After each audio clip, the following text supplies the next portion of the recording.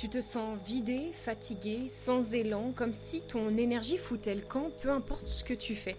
Tu essayes de bien dormir, de bien manger, de prendre soin de toi, et pourtant rien n'y fait. Tu n'arrives pas à te recharger, à te revitaliser, à retrouver ton souffle intérieur. Et si la clé n'était pas seulement dans le sommeil ou l'alimentation, mais dans quelque chose de plus profond, ton énergie vitale.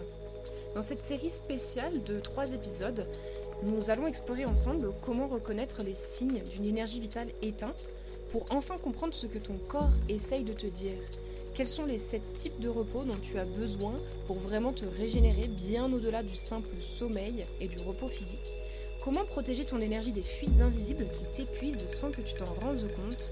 Et enfin, dans un 3e épisode, je te guiderai à travers un soin énergétique, une méditation pour ressentir concrètement ton énergie vitale dans ton corps et commencer à la revitaliser. Un voyage en 3 temps pour passer de la conscience à l'expérience et retrouver la force, la clarté et la joie de la vitalité. Je suis Laetitia, thérapeute et facilitatrice d'espaces de libération, de transformation et d'expansion. Ici, je partage des réflexions sur le corps, l'énergie, les émotions, la liberté d'être soi. Ce sont des pensées, des traversées et des expériences vécues. Chaque épisode est une invitation à renouer avec des parts de soi, à élever sa conscience, à se libérer, se révéler et rayonner. Si ce que je partage te touche, t'aide ou te parle, tu peux soutenir le podcast en lui laissant 5 étoiles, un commentaire ou en le faisant connaître autour de toi. Merci pour ton soutien précieux. Et maintenant, place à l'épisode. Chers auditeurs, chères auditrices, bonjour ma belle tribu. Comment allez-vous aujourd'hui? Comment s'est passée votre semaine? J'espère bien, j'espère que je vous retrouve apaisés comme d'habitude, présents à vous-même, prêtes et prêts à plonger ensemble dans la suite de l'épisode sur le vide, la fatigue profonde et les clés pour s'en sortir, la reliance avec son énergie vitale. Ça fait suite à l'épisode de la semaine dernière, je suis très heureuse de vous retrouver. Donc aujourd'hui, on va continuer à explorer ce sujet. La semaine dernière, on a appris à reconnaître les signes d'une énergie vitale éteinte. Je vous ai posé une question profonde. À combien de pourcents vous vous sentiez vivante et vivant à l'heure actuelle aujourd'hui? Et j'ai vu des chiffres différents, mais aussi je vous ai invité à vous relier à cette énergie vitale, à cette rivière intérieure qui coule en vous. Et si vous ressentiez des endroits où c'était plus bloquant, plus stagnant, ou s'il y avait des endroits où ça circulait mieux, et vous m'avez fait part aussi de vos explorations, merci pour ça. C'est toujours un pur plaisir de vous lire. On a comparé aussi cette énergie vitale à une rivière qui coule et qui parfois est entravée par des cailloux, des branches, qui se retrouvent parfois stagnantes dans certains endroits et que on va apprendre finalement à la ressentir, à se relier à elle pour pouvoir déblayer le chemin et pouvoir refaire circuler cette rivière pleinement, dans sa pleine puissance. Et puis on a vu ce qui était en fait l'énergie vitale de manière succincte, donc tout ça se trouve dans l'épisode de la semaine dernière. Si tu ne l'as pas écouté, je t'invite à aller le faire avant de suivre celui-ci, car aujourd'hui nous allons voir la suite et j'avais beaucoup de choses à dire justement. C'est pour ça que je l'ai divisé finalement en 2 parties. Et aujourd'hui, on va se concentrer sur les différents types de repos.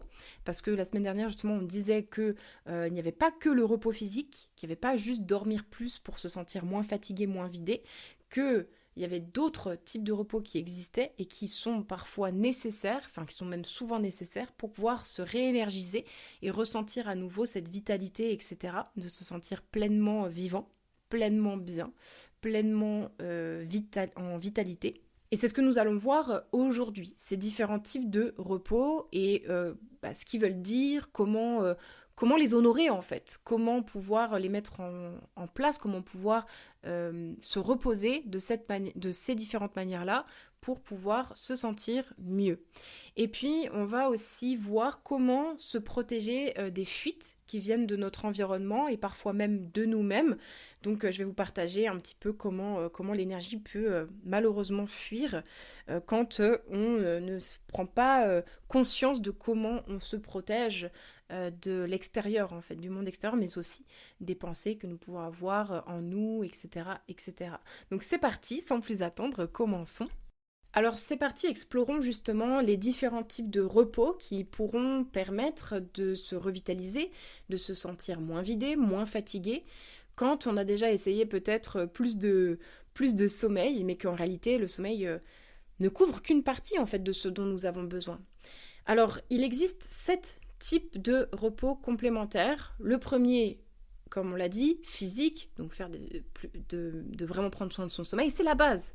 On va être vraiment dans des bases et petit à petit, on va s'élever en fait. On va aller dans des couches plus élevées et plus profondes pour pouvoir prendre soin de notre énergie, prendre soin de nous. Donc la première, le repos physique, sommeil, sieste, détente musculaire, étirement, mouvements doux comme le yoga, bref, bouger. C'est tous les conseils de base. Bouger, bien manger, bien s'alimenter, étirer son corps, essentiel, s'auto-masser, aller se faire masser, en tout cas prendre soin de ce corps. En deux, il y a le repos mental. Et ça, je crois qu'on est nombreuses et très nombreux, voire si ce n'est tous concernés. C'est d'avoir des pauses sans stimulation. Et c'est ce que je vous répète très très souvent dans ce podcast, mais aussi dans les sessions en présentiel, quand on se retrouve durant mes événements. C'est pas d'écran, pas de multitâche. Essayer de créer de l'espace en fait. Et quand je parle de créer de l'espace, c'est exactement ça, c'est d'avoir des pauses pour soi sans stimulation extérieure. Donc c'est se recentrer, c'est apprendre à méditer, à respirer consciemment, à se recentrer sur soi, sur son corps, sur sa respiration, sur ce qui se passe à l'intérieur de soi, ressentir son énergie vitale, ressentir les tensions, etc. Mais éviter de faire plusieurs choses en même temps, comme par exemple éviter de faire son sport en même temps de regarder la télé et en même temps de répondre à un message. C'est éviter d'être dans cette surstimulation. Ça va vraiment reposer le mental. Parce que le mental, plus vous allez lui mettre de la stimulation, c'est ce qui se passe avec les réseaux, notamment TikTok beaucoup, c'est que ça envoie des shoots de dopamine hyper violents dans le cerveau en fait. Ça a vraiment une conséquence chimique en fait de ces actions-là. On ne se rend pas compte. Vous pouvez aller voir les travaux de Fabien Olicard notamment. J'aime beaucoup ce youtubeur et qui est également mentaliste, qui fait aussi des spectacles et qui analyse énormément le cerveau, le fonctionnement du cerveau, et il a écrit des livres justement sur, je ne sais plus exactement les titres, mais sur la charge mentale, sur le fait que on a un cerveau qui se détériore dans notre société d'aujourd'hui à cause de petites actions bêtes que nous avons pris l'habitude de faire au quotidien sans nous en rendre compte, de manière machinale, automatique, et qui en fait détruisent peu à peu notre capacité à nous concentrer, à réfléchir, mais au-delà de ça, pire encore, notre connexion à nous-mêmes, et notre connexion justement à notre énergie vitale selon moi, qui fait que on perd complètement la boule, clairement. On perd la boule et on n'arrive plus à se connecter aux choses simples, à nous, à cette énergie, à ce vivant, ce qui fait que ça entrave, ça fout le bordel absolument dans tout le reste de notre vie de toute manière. Donc allez voir si ça vous intéresse, mais en gros c'est ça, c'est que ça envoie des shoots de dopamine très violents et en fait on devient aussi addict à ces shoots de dopamine, parce que la dopamine c'est l'hormone qui nous permet de nous motiver, de nous sentir mieux en fait, surtout quand on est dans des états un peu de burn-out, de dépression, etc. On a envie, on recherche ce genre de shoot parce que ça nous permet de nous sentir mieux, de nous sortir un peu de notre état. Sauf que quand c'est donné par la cigarette, par les drogues, par l'alimentation en mangeant tout le temps gras, sucré pour se donner ces shoots-là aussi, par TikTok, les écrans pour pouvoir nous soulager, à terme, ça détériore notre corps, ça détériore notre cerveau et ça vient détraquer la machine, ça vient détraquer derrière aussi tout le reste, notre système sensoriel, notre système émotionnel, notre spiritualité aussi, notre connexion intuitive, etc. Bref, le repos mental, donc c'est vraiment d'essayer au plus possible de vivre dans un peu plus de silence, avec moins de bruit extérieur, ou de faire une chose à la fois en conscience. Ok, là maintenant, je vais écouter de la musique et je vais juste me laisser porter par la musique, danser si j'ai envie de danser, etc. et sentir ce que ça me procure. Là, j'ai envie de me regarder une série, je vais regarder pleinement cette série en conscience. Là, j'ai envie de cuisiner, je cuisine. Et je me mets vraiment en connexion avec ce que je suis en train de faire, avec la joie que ça me procure, avec l'ancrage que ça me procure, avec l'apaisement que ça me procure. Là, j'ai envie d'aller marcher. Alors je vais marcher sans mon téléphone. Et je me connecte à mon souffle, à ma respiration. Et j'essaye d'être pleinement présent dans cet instant présent, justement. C'est très difficile, hein. C'est très difficile parfois. On a toujours le téléphone dans la poche, on a envie de le sortir, checker. Donc, l'idéal, c'est d'essayer sur des petites périodes. C'est pas forcément de partir pour 2 heures de randonnée sans téléphone. Ça peut être dur, surtout quand on est très accro. Mais c'est de partir pour 10 minutes de marche et de laisser le téléphone à la maison, par exemple, ou dans la voiture. Et vraiment de prendre ce temps pour être dans cet instant précieux. Voilà, voilà. Ensuite, nous avons le repos émotionnel. Et ça, c'est un repos aussi qui pour notamment les personnes qui se sentent souvent submergées, hypersensibles, c'est ce repos-là qui va vous parler, je pense. C'est de se libérer des charges affectives, c'est de poser ses limites, oser dire non, s'entourer de relations nourrissantes. Donc le repos émotionnel, ça va être de faire du tri. De faire du tri dans ce qui vous blesse, ce qui vous prend votre énergie, les personnes qui sont lourdes, qui sont chiantes.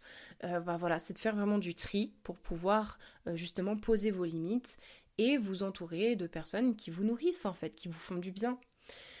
C'est aussi essayer de développer peu à peu notamment sa confiance en soi, son autorité intérieure, sa stabilité intérieure pour pouvoir se libérer de la validation, de toujours avoir besoin d'être validé par l'extérieur, etc. Donc là, ça va aussi demander pour certaines personnes peut-être aussi une forme de travail sur soi profonde pour pouvoir peu à peu se libérer de ça. Ça peut être aussi de venir à des espaces justement, enfin tout l'aller-repos que l'on va décrire ensemble là maintenant, sont un repos que mes événements en présentiel proposent en fait et invitent. On vient explorer les 7 types de repos durant mes événements, que ce soit durant les retraites, durant les immersions, durant les sessions mensuelles que je propose parce que justement on va avoir cette libération émotionnelle, on va avoir ce moment où on vient pouvoir se décharger, se déposer, il y a le cerveau qui se dépose, il y a le physique qui se dépose, qui va pouvoir relâcher ses tensions, etc. etc. Donc le repos émotionnel me paraît être un repos également qui est important, notamment pour des personnes sensibles qui viennent dans mes espaces, je sais que vous vous reconnaîtrez dans ce type de repos-là. En quatrième type de repos, il y a le repos sensoriel. Couper le bruit, la lumière artificielle, les sollicitations constantes. Donc ça rejoint un petit peu ce repos mental, mais là, c'est vraiment relié au sens en fait. C'est se relier, moi c'est ce que j'aime beaucoup, je vous le partage avec joie, c'est se relier du plus que l'on peut. Je sais que parfois c'est pas évident suivant le type de rythme de travail que l'on a, etc. Mais se relier à la lumière du jour en fait. D'essayer que quand il fait nuit, ben, on évite de se bombarder de lumière encore dans la gueule toute la soirée. On essaye le matin d'apporter une lumière du jour naturelle directement à notre corps en allant à la lumière du jour le plus tôt possible pour essayer de caler en fait notre système sensoriel à la nature qui va permettre aussi de réguler notre système circadien, donc vraiment en chronobiologie, pour vraiment que notre sommeil aussi derrière soit plus adapté, etc. Tout ça a un sens aussi pour notre corps. Mais ça va être aussi d'essayer de se retrouver dans du silence, dans la nature, parfois même dans l'obscurité. Je vous en ai déjà parlé, il me semble, dans certains épisodes, où moi, par exemple, parfois, je ressens le besoin de prendre mes douches dans le noir. Donc je sens l'eau qui coule sur ma peau, donc je sens, il y a le toucher qui est activé. Mais par contre, je coupe complètement les oreilles, je coupe complètement la vue par cette obscurité et ça me permet vraiment de me recentrer sur mon corps parce que je vais ressentir pleinement l'eau couler et en fait je vais pas être enfin c'est bête hein, mais en fait du coup le fait d'être dans le noir, le fait d'être dans le silence fait que le toucher va être décuplé. Et en fait, ça permet vraiment de pouvoir se réancrer, de pouvoir se recentrer à son corps, etc. Donc le repos sensoriel en 4, pareil, essayez, tentez l'expérience pour voir si c'est un type de repos qui vous fait du bien. Parce qu'on ne se rend pas compte, mais on est dans un monde tellement bruyant, tellement stimulant, encore une fois, qu'on ne se rend pas compte que notre système sensoriel est très vite surchargé. Donc faites l'expérience et dites-moi ce que ça vous procure. En 5e type de repos, il y a le repos créatif. Alors celui-ci va parler aux personnes qui créent beaucoup, notamment. Moi, il me parle énormément. Ça va être de vraiment se laisser inspirer, en fait. Comme là, vous écoutez un podcast, vous lisez un livre, vous allez voir un concert, vous allez voir un musée, vous allez vivre un voyage intérieur, vous allez ressentir des choses, vous allez vous laisser submerger par votre inconscient, par des messages, par des rêves, vous allez contempler aussi. Tout ça permet de pouvoir relancer son imaginaire. Et l'énergie vitale est intimement liée au chakra sacré qui est relié au pouvoir de création, qui est relié à la créativité, à la joie, au plaisir. L'énergie vitale est reliée à l'énergie sexuelle qui est créatrice, puisqu'elle permet de créer la vie. Et en fait, c'est du coup, de manière analogique, métaphorique, relié aussi à cette idée de pouvoir créer toutes sortes de choses dans son quotidien. Donc régénérer son créatif en se laissant inspirer, en se nourrissant en fait d'art, de musique, de voyage, de contemplation. Ça peut être une lecture, ça peut être regarder un documentaire, ça peut être regarder un tableau, aller dans un musée. Ça peut être toutes sortes de choses, ou juste observer la nature. Moi, contempler la nature me permet de m'inspirer énormément. Permet de pouvoir refaire circuler ce côté créatif et de faire circuler l'énergie vitale. Le 6e type de repos, c'est le repos social. Donc là, c'est de trouver un équilibre entre solitude régénérante et contact ressourçant et d'éviter les échanges épuisants. Donc ça rejoint un petit peu aussi ce que je vous disais sur l'émotionnel, mais là, c'est vraiment comprendre que la solitude choisie, et non subie, mais vraiment la solitude choisie, est extrêmement régénératrice et nécessaire. Ce sont des périodes aussi d'intégration, ce sont des périodes de retour à soi, où l'on peut vraiment se sentir relié à soi, relié à tout ce qui s'est passé dans notre journée, dans notre semaine, nous permettre vraiment de pouvoir nous régénérer profondément et intégrer tout ce qui a besoin d'être intégré. Et puis, quand on cherche du contact, d'essayer d'aller vers des contacts ressourçants, qui nous énergisent, qui nous apportent quelque chose, qui nous nourrissent en fait. Et éviter à tout prix de se forcer dans des échanges qui nous épuisent. Aller voir toujours tel ami ou telle personne de notre famille pour faire bien, parce qu'il faut absolument entretenir le lien, alors que cet échange est épuisant, il nous prend plus qu'autre chose, il nous fait retomber dans nos travers, il nous fait retomber dans un état de déprime, ça nous a ennuyés, ça nous a en tout cas pas énergisés. Essayez de ressentir cette différence en fait dans vos relations. Prenez, c'est pas contre les personnes, hein, c'est pas être méchant de faire ça, mais prenez vraiment les personnes que vous avez l'habitude de côtoyer et demandez-vous vraiment, pour de vrai, honnêtement, ce qu'elles vous apportent. Et ça vous donnera des clés pour pouvoir mieux filtrer votre temps et mieux gérer votre temps, mieux organiser votre temps, votre planning entre ces différentes choses. Parce que bien souvent, on dit toujours qu'on manque de temps, mais bien souvent, en fait, on manque d'énergie. J'ai remarqué que le temps est égal énergie et que souvent, on dit « Ah, mais non, j'ai pas le temps », mais en fait, souvent, c'est qu'on n'a pas l'énergie de plus. Et quand on fait le tri sur ce qui nous épuise, ce qui nous enlève beaucoup d'énergie, bizarrement, on retrouve beaucoup de temps. On a la sensation de retrouver beaucoup de temps. Parce que on a réorganisé ce qui était important, ce qui était prioritaire, ce qui était essentiel pour nourrir notre énergie vitale. Et on a enlevé Là, ça rejoint un petit peu ce que je vais dire après sur comment éviter les fuites d'énergie vitale à cause de notre environnement, etc. Bah, c'est ça en fait, c'est faire le tri. C'est réorganiser son temps pour pouvoir en fait mieux réorganiser son énergie. Et le 7e type de repos, c'est le repos spirituel. Et là, c'est vraiment aussi ce que je propose dans les activations Kundalini notamment, etc. Ça va être de méditer, ça peut être de prier pour les personnes qui prient, ça va être de se relier à quelque chose de plus grand, de plus vaste que soi, de se reconnecter à ses valeurs profondes, au sens de sa vie. Voilà, donc le repos spirituel qui va beaucoup parler pour les personnes qui sont comme moi en quête de sens, en quête de profond, en quête de quelque chose de beaucoup plus grand, beaucoup plus vaste.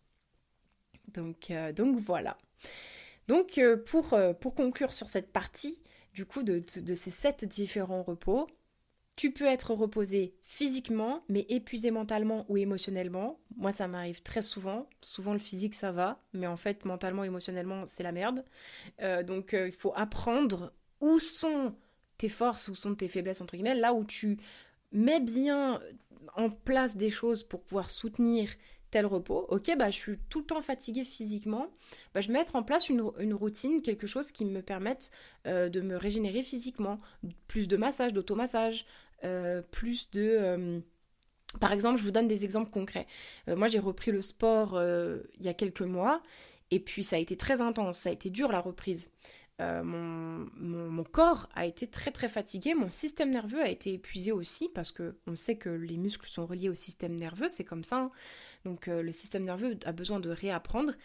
Donc pour pouvoir soutenir ma reprise et pour pouvoir progresser le plus rapidement possible, le plus efficacement possible, pour retrouver un peu mon niveau d'avant le plus vite possible, tout en respectant quand même le rythme et le temps, on ne peut pas aller plus vite que la musique, j'ai construit une routine de récupération à côté en fait.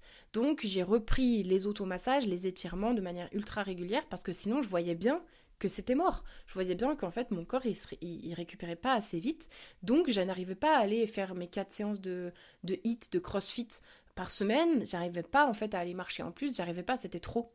Alors bien sûr au début j'ai commencé en croissance, en, en commençant par 2 séances par semaine, puis rajouter une, etc., rajouter la marche. Bien sûr, ça se fait par étapes, par paliers, mais derrière, je me suis aussi dit, ok, là, si tu veux aller plus loin, si tu veux pouvoir récupérer plus vite, au mieux, pour soutenir ton corps dans ce process, mets en place ce qu'il faut pour l'aider. Pareil pour au niveau du repos mental, c'est de me dire, ok, j'évite d'être multitâche. C'est quelque chose qui épuise mon cerveau. Alors que j'adore le faire, mais en fait, je me suis rendu compte avec le temps que j'en étais capable, mais que ça voulait pas dire que c'était bon pour moi. Donc j'ai arrêté de faire 10 000 choses en même temps, je me concentre sur une chose à la fois, et c'est quelque chose qui m'apaise énormément. Ça me sérénise, et ça me permet de m'investir complètement dans quelque chose, et du coup aussi de me sentir plus fière à la fin. Donc ça me permet aussi de calmer mon côté émotionnel qui a tendance très souvent à douter de soi, etc. Donc voilà, et pour vous donner aussi un exemple, je vous ai donné pour le sensoriel, avec la douche notamment, le fait de couper la lumière, de couper le bruit. Pour l'émotionnel, c'est vraiment de poser ses limites, d'éviter d'aller chercher à l'extérieur, d'être rassuré en permanence, développer sa propre sécurité intérieure. En tout cas, pour ma part, je vous partage encore une fois ce qui a marché pour moi, à voir si ça résonne pour vous. Mais moi, ce qui m'aide, c'est de vraiment développer cette estime de soi, cette confiance de soi, mais surtout l'estime, c'est-à-dire et cette sécurité intérieure de pas avoir tout le temps besoin d'être validé par l'extérieur. Bien sûr, ça reste toujours là, présent. Il y a encore des fois où c'est dur, ça me fait monter beaucoup d'anxiété, d'angoisse, j'ai besoin d'être rassurée, c'est humain encore une fois, mais je sais que je peux me l'apporter en venant me recentrer, en venant me réancrer dans mon corps, en venant poser mes limites aussi avec les personnes qui m'envahissent, etc. etc. Le repos créatif, je vous en ai parlé, je vais beaucoup en nature pour contempler, etc. Voilà, un peu des exemples pour pouvoir vous aussi voir de votre côté, faire un peu le point sur ce qui fonctionne et ce qui ne fonctionne pas. Et pour terminer, du coup, rapidement, protéger en fait, pour parler de la protection, protéger de son énergie en fait des fuites que l'on peut ressentir, parce que souvent ce que l'on me dit, ce que l'on me rapporte, c'est j'ai l'impression que mon énergie elle fuit quoi. C'est comme si on venait me la prendre, etc. Donc pour ça, c'est déjà un peu ce que j'ai parlé juste avant, mais parfois en fait les fuites elles vont être visibles, très visibles. Parfois ça va être plus subtil. Donc par exemple les fuites peuvent se trouver dans les relations.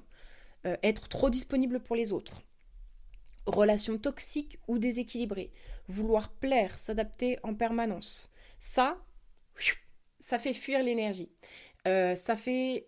Ça ne vous permet pas, en fait, de vous recentrer et de vous sentir en confiance, de vous sentir stable, de vous sentir ancré, de vous sentir dans votre pleine puissance. Donc, il faut trouver cet équilibre, finalement, entre oui, ok, j'ai envie d'être altruiste, j'ai envie d'aider, mais je suis aussi là pour moi, je suis d'abord là pour moi, donc ne pas être trop disponible pour les autres, savoir poser ses limites, encore une fois, etc. Éviter de se suradapter, de vouloir plaire, ça je peux vous en parler, c'est quelque chose qui me parle beaucoup, qui résonne beaucoup avec moi. Et quand on veut plaire, automatiquement, en fait, c'est que on ne s'estime pas et qu'on n'a pas suffisamment d'amour de soi et d'estime de soi.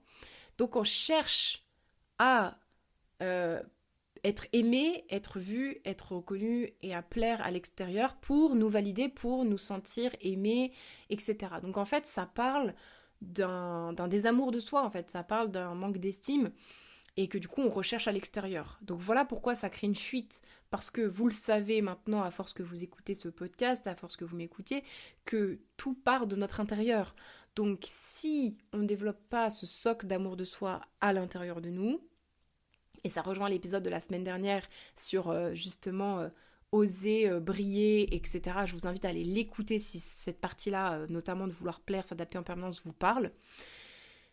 C'est de s'apporter à soi ce socle-là, c'est de développer cet amour de soi. Et j'en parle dans l'épisode plus en détail de la semaine dernière, je vous invite à aller l'écouter, sinon là ça va être vraiment trop long si je le développe encore une fois ici.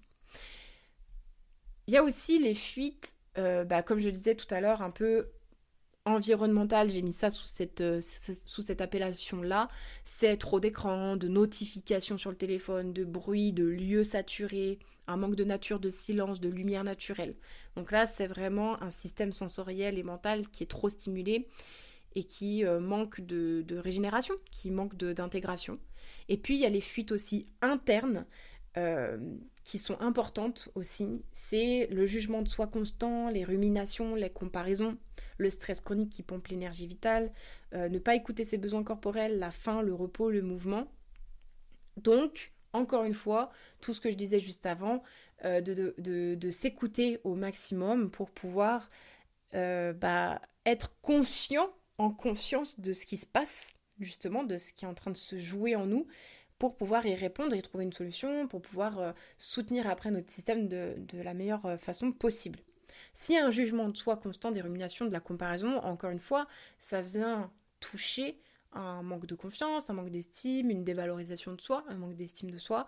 Euh, de, donc c'est très...